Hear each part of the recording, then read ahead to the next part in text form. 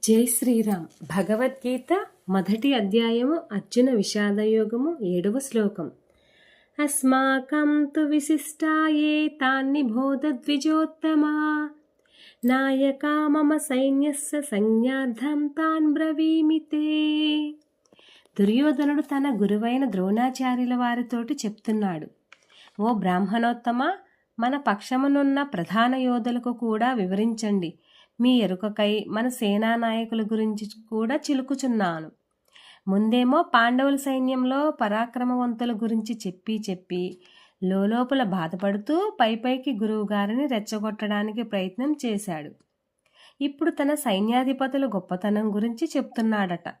తన సైన్యంలో కూడా గొప్ప గొప్ప పరాక్రమవంతులు, మహావీరులు, అతిరథ మహారథులు ఉన్నారట. మరెందుకు ఇంకొక సైన్యం చూసి ఏడవాల్సింది అంతే. మనకెంతున్నా సరే పక్క వాళ్ళకి కొంచెం ఉన్నా ఏడవాలి. పక్కన వాళ్ళు చల్లగా ఉంటే ఎలా? ముందేమో పక్కవాడి దగ్గర ఎంత గొప్ప విషయం ఉంది, ఎంత బలం ఉంది, ఎంతమంది సపోర్ట్ ఉంది అని కూడా ఇంకొకడికి ఈర్ష్య కలిగే విధంగా, ఎదుటివాడిని రెచ్చగొట్టే విధంగా చెప్పాలి. ఆ తర్వాత నేనేమన్నా తక్కువ, నా దగ్గర అంతకంటే గొప్ప గొప్ప వాళ్ళు ఉన్నారు అని మన గురించి గొప్పలు చెప్పుకోవాలి. ఇతగాడి దగ్గర ఉన్న గొప్పవారి లిస్టు చెబుతాను చూడండి, తర్వాత వచ్చే శ్లోకంలో ఉంటుంది.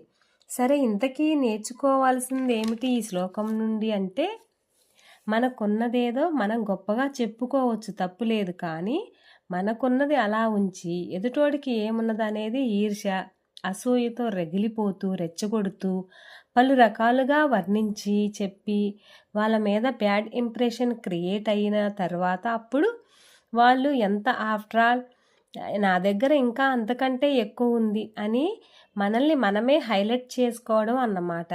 ఈ దురభ్యాసం ఏమన్నా ఉంటే ఈ శ్లోకం చూశాక ఇంకొకళ్ళ విషయం మనకు అనవసరం. మనదేదో మనం చూసుకోవాలి. మనకున్న దానితోటే మనం ఆనందంగా ఉండాలి. ఇంకొకరిని చూసి ఏడవకూడదు అని సంగతి మనం అర్థం చేసుకోవాలి. ఈ దుర్లక్షణాలను వదిలేసి సుఖంగా ఆనందంగా ఉండటానికి ప్రయత్నం చేయాలని ఈ శ్లోకం మనకి చెప్తుంది. జై శ్రీరామ్.